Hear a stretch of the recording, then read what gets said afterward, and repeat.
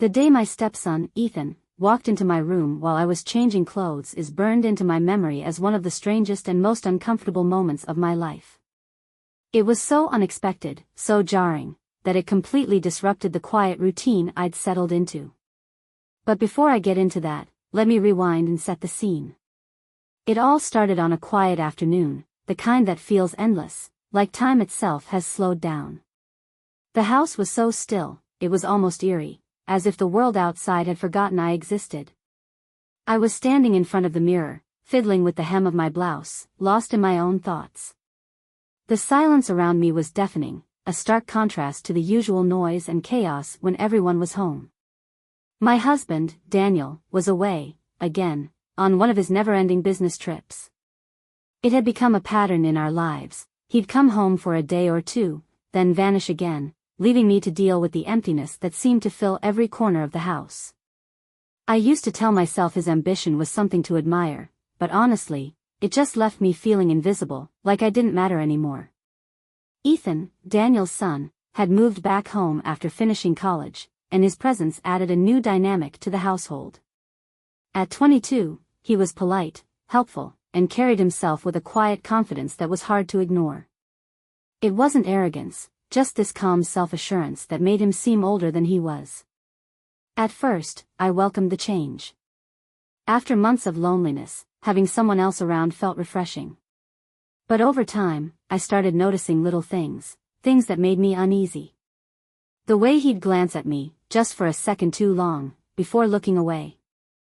The smiles that felt different, like they meant more than they should. And then there were the accidental touches, his hand brushing against mine in the hallway, leaving me wondering if it was really an accident. I tried to brush it off, telling myself I was overthinking it. After all, he was my stepson, and I was a married woman. Nothing could, or should, happen between us. But that afternoon, everything changed. The sunlight streaming through the blinds gave the room a warm, golden glow, making it feel almost inviting. I'd just finished my chores and decided to change into something more comfortable. Standing in front of the mirror, I slipped off my blouse, lost in thought as I adjusted my lace bra. It had been years since I'd really looked at myself, wondering if I still had any of the appeal I once did. Daniel hadn't paid attention to me in what felt like forever. His life revolved around work, meetings, trips, clients, and phone calls that never seemed to end. I couldn't remember the last time he'd really seen me, let alone made me feel wanted. I couldn't help but wonder if I still had it, if I could still catch someone's eye. But before I could dwell on it, the sound of the door creaking open snapped me out of my thoughts. Ethan's voice, soft and uncertain, broke the silence. "Hey, I." In that moment, the world seemed to stop. I froze, caught off guard, my heart racing as I grabbed the silk robe draped over a chair. The cool fabric slid through my fingers as I fumbled to cover myself, my hands trembling. Ethan stood in the doorway, his eyes wide with shock. His face turned red, and he looked like he didn't know whether to stay or bolt. "Oh my God, I'm so sorry," he stammered, his voice cracking. "I didn't know you were, I thought you were downstairs." The silence that followed was suffocating. My pulse pounded in my ears as I struggled to find the right words. It's fine," I finally managed to say, though my voice sounded weak, even to me. I couldn't look at him, too aware of how exposed I felt, even with the robe clutched tightly to my chest. He hesitated, his eyes flickering between my face and the robe. "I didn't mean to interrupt," he said quietly, his voice strained. "I'll go." But as he turned to leave, something inside me snapped. "Wait," I blurted out before I could stop myself. The word hung in the air, heavy and loaded. He froze, his eyes locking onto mine, searching for some kind of explanation. "Yeah," he said, his voice barely above a whisper. He stood frozen, like he wasn't sure whether to step closer or stay where he was. I hesitated, my mind racing, trying to figure out why I'd even stopped him in the first place. It didn't make sense. My heart was pounding, and the air felt heavy, charged with something I couldn't quite name. Maybe it was the loneliness I'd been ignoring, the ache that had been quietly building inside me. Or maybe it was the way his presence filled the room, bringing a warmth I hadn't felt in years. Something about it felt comforting, but also unfamiliar, like a door I wasn't sure I should open. "It's okay," I finally said, my voice shaky at first but steadying as I spoke. "You don't have to leave." I was just caught off guard. My grip on the robe loosened, but I didn't let it go, still unsure how to face him in such an awkward moment. He nodded slowly, stepping back into the room. "I didn't mean to make you uncomfortable," he said, his tone sincere. "You didn't," I replied, though my heart was still racing. "I just wasn't expecting anyone." For a moment, neither of us spoke. The air between us felt electric, thick with a tension that was both thrilling and terrifying. I could feel his eyes on me, and despite my embarrassment, I couldn't bring myself to look away. "You're sure you're okay?" he asked, his brow furrowed with concern. "Yes," I said quickly, forcing a nervous laugh. "It's not a big deal." But it was a big deal, or at least it felt like one. The way he was looking at me, the way my skin tingled under his gaze, it was unlike anything I'd experienced before. Time seemed to slow, and the only thing that mattered was the space between us. "I should probably go," he said again, though he made no move to leave. "You don't have to," I blurted out, surprising even myself. "It's nice to have company." His expression softened, a small smile tugging at the corners of his mouth. "Okay," he said simply, leaning against the doorframe. "If you're sure." I nodded, my grip on the robe loosening slightly. "I'm sure." For the next few moments, we stood there in silence, the weight of the unspoken stretching between us. My cheeks burned as his eyes met mine, steady and unflinching. There was something in his gaze, something that made my breath catch and my heart race. "Rebecca," he said softly, breaking the silence. "You've been different lately. Are you okay?" The question caught me off guard, and I hesitated before answering. "I'm fine," I said, though the words felt hollow. "Just tired, I guess." "You don't have to pretend," he said, his tone gentle but firm. "I can tell something's been bothering you." His sincerity caught me off guard, and for a moment, I felt the walls I'd built around myself start to crumble. "It's nothing," I said finally, though my voice wavered. "Just life."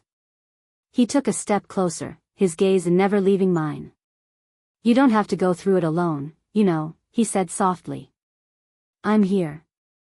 The vulnerability in his words made my chest tighten, and I felt a lump form in my throat. "Thank you," I whispered, my voice barely audible. He nodded, his eyes searching mine. "Anytime," he said simply. I watched him linger in the doorway, his hand brushing against the frame like he was reluctant to leave. There was a nervous energy in the room, a tension that seemed to pulse between us. My heart pounded as I tightened the robe around me, though the fabric felt heavy and suffocating. "Ethan," I said softly, my voice barely above a whisper. He stopped, turning back to face me, his expression unreadable. "Yes?" "You don't have to go," I said, surprising myself with the words. "I mean, if you want to stay and talk, that's fine." For a moment, he didn't respond. His eyes met mine, steady and searching, like he was trying to figure out what I meant. Slowly, he stepped further into the room, letting the door click shut behind him. The sound sent a shiver down my spine, though I wasn't sure if it was fear or something else entirely. "Are you sure?" he asked, his voice low and cautious. "I don't want to make you uncomfortable." "I'm not uncomfortable," I replied quickly, though my cheeks flushed at the lie. The truth was, I was anything but comfortable. My pulse was racing, my hands trembling, and my thoughts were a whirlwind of confusion and longing. But I didn't want him to leave, not yet. He hesitated before crossing the room, his movements slow and deliberate, like he was testing the waters. He stopped a few feet from where I stood, his gaze flickering to the robe clutched tightly around me before returning to my face. "You seem different lately," he said softly. I let out a nervous laugh, my fingers fidgeting with the edge of the robe. "Life has a way of doing that to you," I replied. "It's nothing serious. Just Loneliness, I guess. His brows furrowed, a flicker of concern crossing his features. Loneliness, he echoed. Daniel's always busy, I interrupted, my voice sharper than I intended. Always working. Always somewhere else. The bitterness in my tone surprised even me, and I quickly looked away, embarrassed by my own outburst. I'm sorry, I murmured. That's not fair to you. You don't have to apologize, he said quickly, his voice firm but kind. You deserve to feel seen, Rebecca. You deserve to feel important. The sincerity in his words took my breath away. I glanced up at him, my chest tightening as I met his gaze. There was something in his eyes, something raw and unguarded, that made it impossible to look away. I don't know if I even remember what that feels like, I admitted, my voice barely above a whisper. The confession hung in the air between us, vulnerable and heavy. But I didn't regret saying it. It was the truth, and for once, I didn't want to hide it. You're important, he said softly, taking another step closer. I see you. And I don't think you realize how much you matter. My breath caught in my throat as his words sank in. The warmth in his voice, the intensity in his eyes, it was overwhelming. I felt my defenses begin to crumble, the walls I'd built around myself slowly falling away. Thank you, I said, my voice trembling. You don't know how much that means to me. He reached out then, his hand brushing lightly against mine. The contact was brief, barely more than a touch, but it sent a jolt through me that I couldn't ignore. I looked down at our hands, his fingers hovering just inches from mine, and felt a surge of something I couldn't quite name. Rebecca, he said softly, his voice laced with hesitation. I don't want to overstep, but I care about you. A lot. The room seemed to shrink around us, the air growing heavy with unspoken words and emotions. My heart pounded in my chest, my pulse racing as I tried to process what he was saying. Ethan, I began, but my voice faltered. I didn't know what to say, didn't know how to respond to the storm of emotions swirling inside me. I mean it, he continued, his voice steady despite the vulnerability in his eyes. You've always been so kind to me, so understanding. And I know this is complicated, but I can't pretend I don't feel this way. I stared at him, my mind racing. His words were like a lifeline, pulling me out of the depths of my own loneliness and self-doubt. But they were also dangerous, tempting me to cross a line I wasn't sure I was ready to cross. I don't know what to say, I admitted finally, my voice barely above a whisper. This is complicated, Ethan finished for me, a small, rueful smile tugging at the corner of his lips. I know. But it doesn't make it any less real. He took another step closer, and I felt my breath hitch as the distance between us shrank to almost nothing. His hand reached out again, this time resting gently on my shoulder. The warmth of his touch seeped through the fabric of the robe, sending a shiver down my spine. You don't have to feel alone, he said softly, his gaze unwavering. Not with me. I swallowed hard, my throat dry as his words echoed in my mind. Ethan, I began, but before I could say anything more, his fingers brushed against my cheek, tilting my face up to meet his. The touch was tender, almost hesitant, like he was waiting for me to pull away. But I didn't. I couldn't. Instead, I found myself leaning into him, my heart pounding in my chest as his eyes locked with mine. Tell me to stop, he murmured, his voice low and filled with a quiet intensity. If you want me to, just tell me to stop. The words hung in the air, suspended between us, and I felt my breath catch in my throat. For a moment, I didn't know what to say. My mind was a whirlwind of emotions, pulling me in every direction. But then, without thinking, I closed the distance between us, my lips meeting his in a kiss that was both hesitant and desperate. His hands slid to my waist, pulling me closer, and I felt the robe slip slightly from my shoulders. Every nerve in my body was alive, every touch sending a jolt of electricity coursing through me. The kiss grew more urgent, more desperate, and I felt myself losing control, giving in to the passion that had been simmering beneath the surface for far too long. This wasn't just a kiss, it was an escape, a release, a way to feel alive again. As his hands roamed my back and his lips moved with mine, I knew there was no turning back. But the craziest part was that this was only the beginning. His hands found the edge of the robe as it hung loosely over my shoulders, his fingers brushing against the soft fabric before trailing down to the curve of my waist. I shivered at his touch, feeling the heat of his palms through the thin material. Every inch of me seemed to burn with anticipation, with a longing I hadn't felt in years. "Rebecca," he murmured against my lips, his voice thick with emotion. It wasn't just desire, it was something deeper, something that left me breathless and trembling. I pulled back slightly, my chest heaving as I tried to steady myself. His eyes locked onto mine, searching, pleading, as if asking for permission to continue. The weight of the moment was overwhelming, and yet, I couldn't bring myself to step away.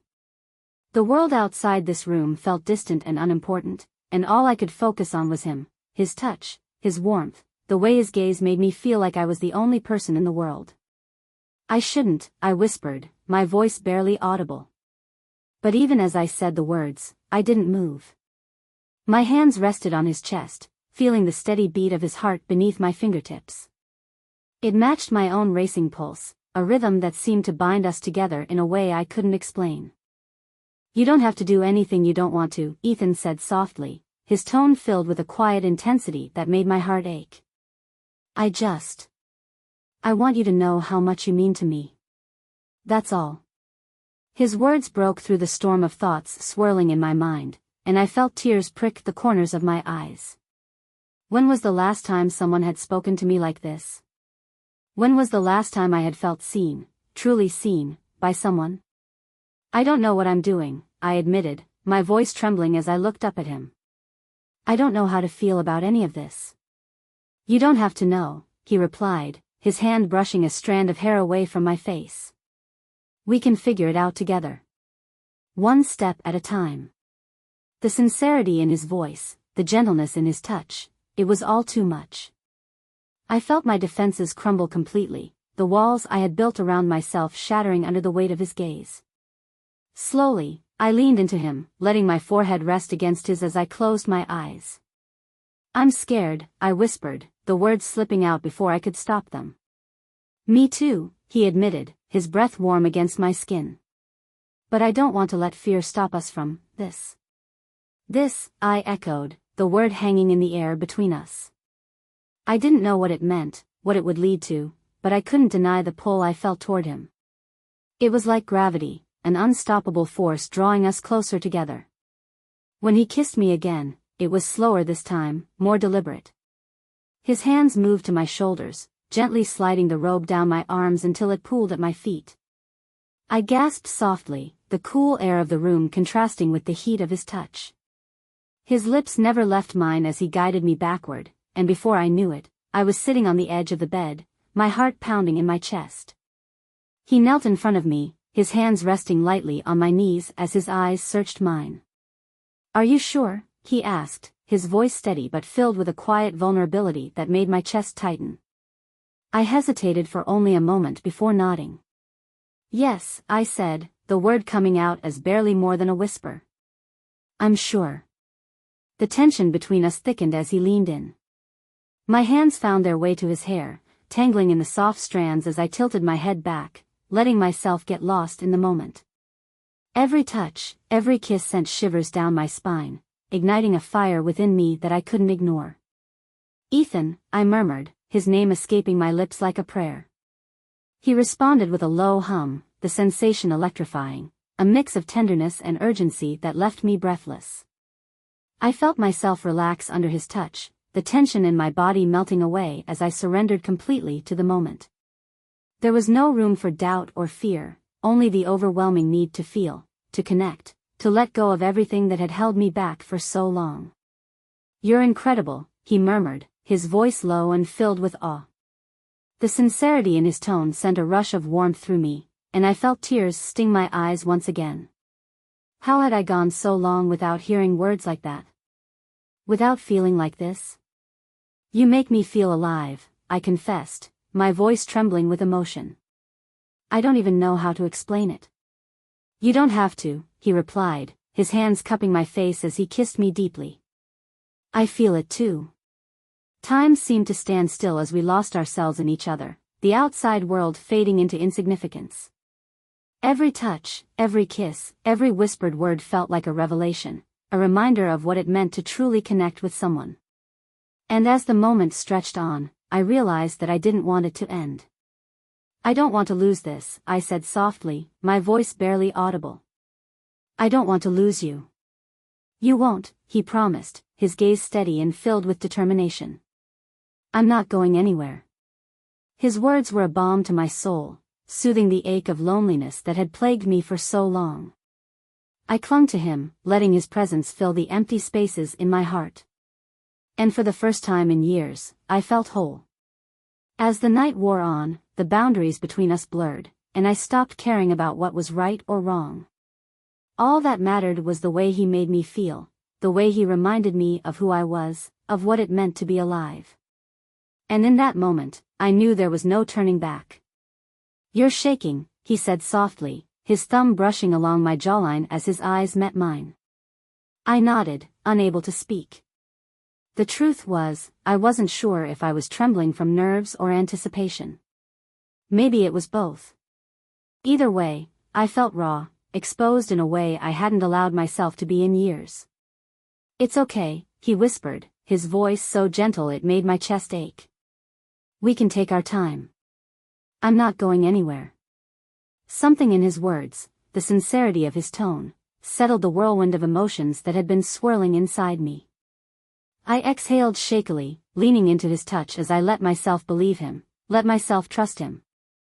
It was terrifying, but also exhilarating, to let go of the walls I'd spent so long building around my heart.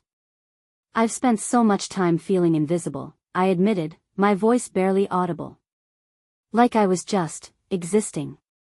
But with you, I feel seen. You are seen, Ethan replied, his hands steady as they held me. And you deserve so much more than just existing.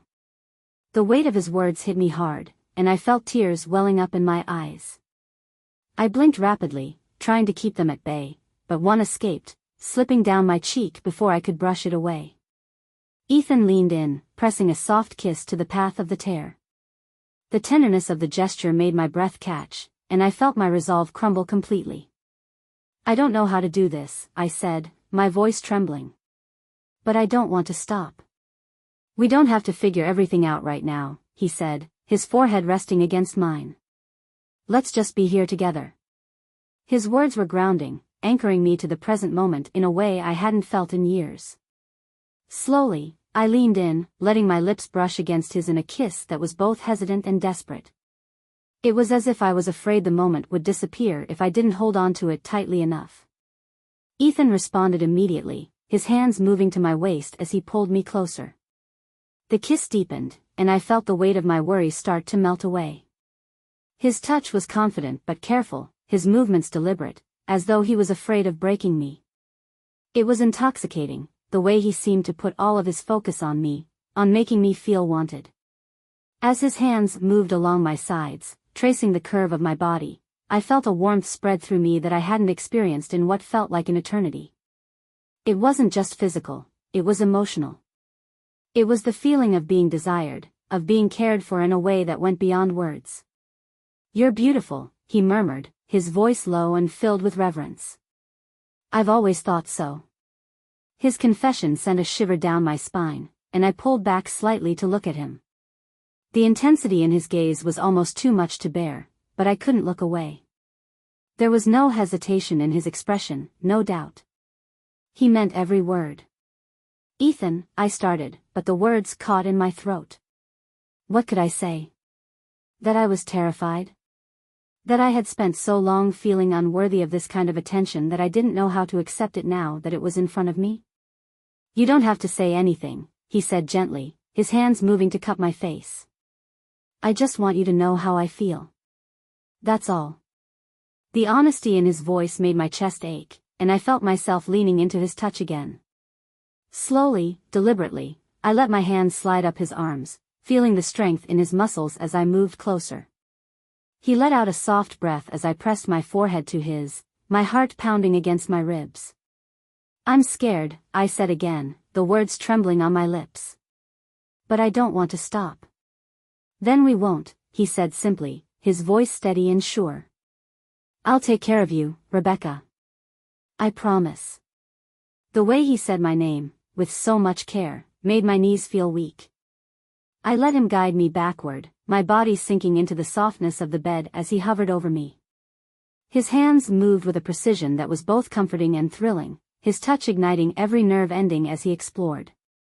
"I don't think you even realize how amazing you are," he said, breaking the silence. His words sent a rush of emotion through me, and I felt tears prick my eyes once again. "I've spent so long feeling forgotten," I confessed, my voice breaking. "But you make me feel like I matter."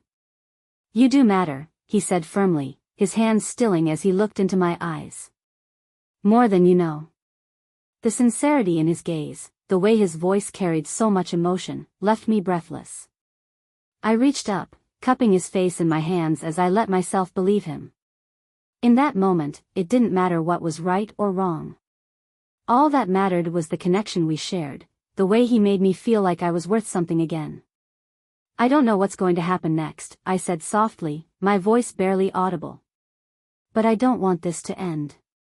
"It doesn't have to," he replied, his hand gently stroking my hair. "We'll figure it out together." I closed my eyes, letting his words wash over me. For the first time in years, I felt a glimmer of hope, a sense that maybe, just maybe, I could find happiness again. As I lay there in his arms, I realized that no matter what challenges lay ahead, I wasn't alone anymore. The silence that followed wasn't awkward, it was comforting, a blanket that wrapped around us as we lay tangled together on the bed. Ethan's hand rested lightly on my back, tracing slow, soothing circles that sent a ripple of calm through me. My head lay on his chest, the steady rise and fall of his breathing grounding me in the reality of what had just happened. For a long while, neither of us spoke. Words felt unnecessary, almost intrusive, in the quiet intimacy that had settled between us. I closed my eyes, listening to the rhythm of his heartbeat beneath my ear, letting it anchor me to this moment. The world outside the room ceased to exist. There was only him, his warmth, his presence, the way his touch made me feel whole again. "I don't want this to end," I murmured, my voice barely above a whisper. Ethan's hand stilled for a moment, then he tightened his arm around me, holding me closer. "It doesn't have to," he said softly. "Not if we don't want it to." His words were reassuring, but they couldn't quiet the questions swirling in my mind. What would this mean for us? For the delicate balance of our lives? For my marriage? I hadn't allowed myself to think about Daniel during the heat of the moment, but now his presence loomed like a shadow in the back of my mind, a reminder of the choices I'd made and the boundaries I'd crossed. "I'm scared," I admitted, my voice trembling. "I don't know how to go back to normal after this." Ethan shifted slightly, propping himself up on one elbow so that he could look down at me. His gaze was steady, filled with a tenderness that made my chest ache. "You don't have to be scared," he said, brushing a strand of hair away from my face. "We'll figure it out together." "But how?" I asked, my voice cracking under the weight of my uncertainty. "How can we go on like this without?" "We don't have to have all the answers right now," he interrupted gently. "Let's just take it one step at a time." His calmness was disarming, and I found myself nodding despite the chaos in my mind. There was something about the way he looked at me, the way he held me, that made me believe we could find a way forward, even if I couldn't see the path yet. "I don't deserve you," I said, my voice barely audible. "You deserve so much more than you think," he replied, his thumb brushing lightly against my cheek. "And I'm not going anywhere, Rebecca. Not unless you want me to." His words sent a wave of relief through me, and I felt tears prick my eyes once again. I leaned forward, pressing a soft kiss to his lips, letting it convey all the emotions I couldn't put into words. I couldn't put into words how I felt, but Ethan responded immediately. His hand slid up to cradle the back of my head as he deepened the kiss. It wasn't hurried or desperate, it was slow, deliberate, filled with a quiet intensity that made my heart ache. When we finally pulled apart, he rested his forehead against mine, his breath warm against my skin. "We'll take it one day at a time," he said, his voice steady and sure. "We'll figure it out." I nodded, feeling a glimmer of hope stir within me for the first time in what felt like forever. I didn't feel alone. I didn't feel invisible. I felt seen, wanted, and cared for, and that was something I wasn't willing to let go of. As the minutes passed, the room grew darker. The sunlight streaming through the curtains faded into the soft glow of twilight. The stillness was comforting, but the reality of our situation lingered in the back of my mind, refusing to be ignored. I knew we couldn't stay like this forever. Sooner or later, we would have to face the consequences of what we had done. "I should go," Ethan said finally, his voice reluctant. I tensed at his words, my heart clenching at the thought of him leaving. "You don't have to," I said quickly, my voice tinged with desperation. He hesitated, his gaze searching mine. "I don't want to," he admitted. "But I don't want to make this harder for you, either." I reached for his hand, intertwining my fingers with his. "Just stay a little longer," I said, my voice barely above a whisper. He nodded, his expression softening as he lay back down beside me, pulling me into his arms once more. I rested my head on his chest, letting the steady rhythm of his heartbeat soothe my racing thoughts. For now, I wanted to hold on to this moment for as long as I could. The hours slipped by in a blur of quiet conversation and tender touches.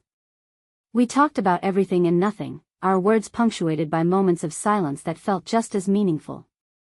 Ethan's presence was a balm to my fractured soul, and I found myself clinging to him like a lifeline. As the night deepened, the reality of our situation began to sink in. I knew we couldn't keep this a secret forever. Sooner or later, Daniel would notice the changes in me, the shifts in our dynamic. And what would I say to him then? How could I explain what had happened without tearing our lives apart? "I don't know how to do this," I confessed, my voice trembling. "You don't have to figure it out alone," Ethan said, his hand stroking my hair. "I'll be here, no matter what." His reassurance was comforting, but it couldn't erase the weight of the choices I had made. As much as I wanted to believe that we could find a way to navigate this, I knew the road ahead would be anything but easy. "Promise me something," I said, looking up at him. "Anything," he replied without hesitation. "Promise me you won't regret this," I said, my voice barely above a whisper. "Promise me you won't hate me for what we've done." He cupped my face in his hands, his gaze unwavering. "I could never hate you," he said firmly. "And I don't regret a single moment." His words brought tears to my eyes, and I leaned into his touch, letting myself believe him. For now, I wanted to hold on to the hope that we could make this work, that we could find a way to be together without losing ourselves in the process. The night stretched on, and as we lay there in each other's arms, I felt a sense of peace that I hadn't experienced in years. For the first time, I allowed myself to hope, for a future, for happiness, for love. The aftermath of what had transpired between Ethan and me was nothing short of a whirlwind. The morning after our stolen night together, the weight of reality pressed down on me like an anchor. The house was silent, but my thoughts were deafening. Every moment replayed itself in my mind, the intensity of what we'd shared contrasting starkly with the consequences that loomed just beyond the horizon. Ethan had left before dawn, his departure charged by a lingering kiss and a whispered promise that we'd figure things out. I stood at the window, watching his car disappear down the driveway, and for the first time, I felt truly alone. The room still carried his warmth, the faint scent of his cologne hanging in the air, but it did little to soothe the gnawing ache in my chest. When Daniel returned later that morning, oblivious to the storm brewing beneath the surface, I found myself struggling to act normal. His casual greetings, his predictable routine, it all felt surreal, like I was watching someone else's life unfold. I forced myself to smile, to answer his questions, but my mind was elsewhere, tangled in a web of guilt and longing. Over the days that followed, I couldn't escape the shadow of what Ethan and I had done. The memories were vivid, burning bright against the backdrop of my otherwise monotonous life. But so were the doubts, the fears, the endless questions that kept me awake at night. how could we possibly keep this secret? And even if we could, what kind of life would that be, living in the shadows, constantly looking over our shoulders? Ethan and I managed to steal a few moments together here and there, but they were fleeting, filled with whispered reassurances and stolen touches. The tension between us was palpable, but so was the uncertainty. Every time I saw him, my heart raced with equal parts excitement and dread. We were walking a tightrope, and one misstep could send everything crashing down. One evening, as I sat alone in the living room, staring blankly at the television, Ethan appeared in the doorway. His expression was guarded, but his eyes betrayed the turmoil he was feeling. Without a word, he crossed the room and sat beside me, his presence both comforting and unsettling. "We need to talk," he said quietly, his voice steady despite the weight of his words. I nodded, my throat tightening as I braced myself for what was coming. For a long moment, neither of us spoke. The silence stretched between us, heavy with everything we couldn't say. Finally, Ethan broke the stillness, his gaze fixed on the floor. "I don't regret what happened," he began, his voice barely above a whisper. "But we can't keep going like this. It's not fair to you, or to Daniel." His words landed on me with the force of a punch, leaving me breathless. I felt the sting of tears threatening to escape. "I don't know how to stop," I whispered, my voice quivering with the rawness of my vulnerability. "I don't know how to let this go." The weight of my confession hung between us, heavier than I could bear. Ethan, ever steady, reached for my hand. His touch was gentle yet firm, like a lifeline in the storm of emotions crashing inside me. "We have to try," he said quietly, but there was a strength in his voice, a calm determination that I wished I could summon within myself. "Because if we don't, it's going to destroy us." The truth of his words pierced through me with brutal clarity, but it didn't make them any easier to accept. I wanted to fight against it, to argue that we could make it work somehow, that we could find a way to be together without sacrificing everything we had built.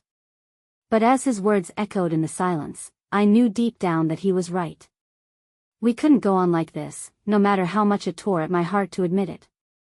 I looked at Ethan, and yet I couldn't bring myself to hold his gaze without feeling the crushing weight of my betrayal. The guilt consumed me, a constant, suffocating presence that reminded me of the promises I'd broken and the lines I'd crossed without thinking of the consequences.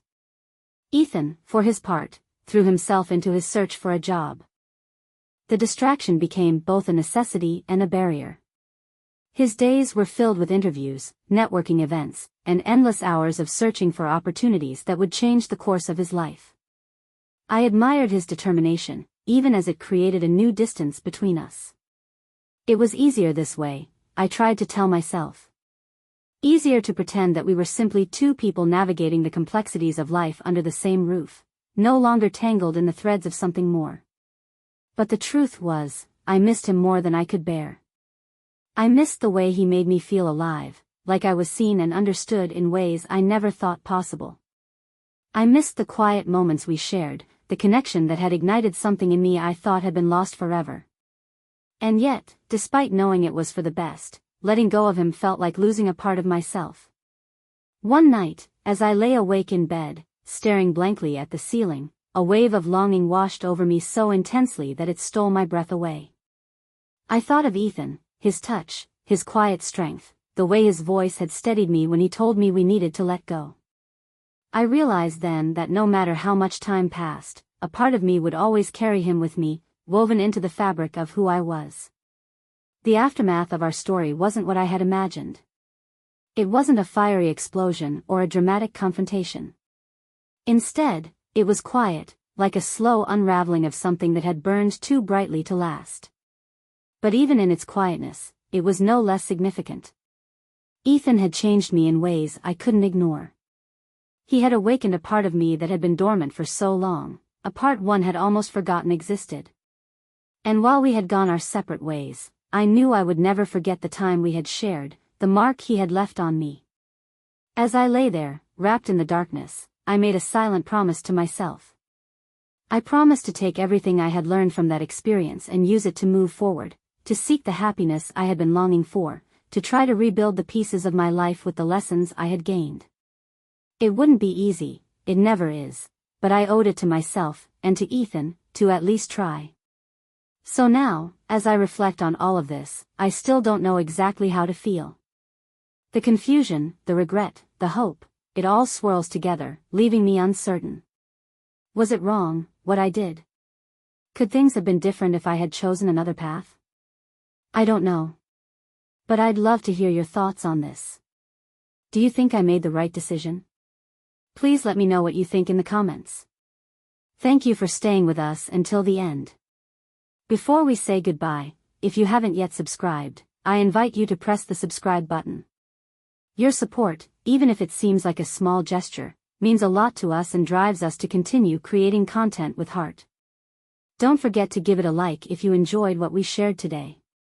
Every interaction helps us grow and allows us to keep connecting with you through stories that matter. Thank you for being part of this community.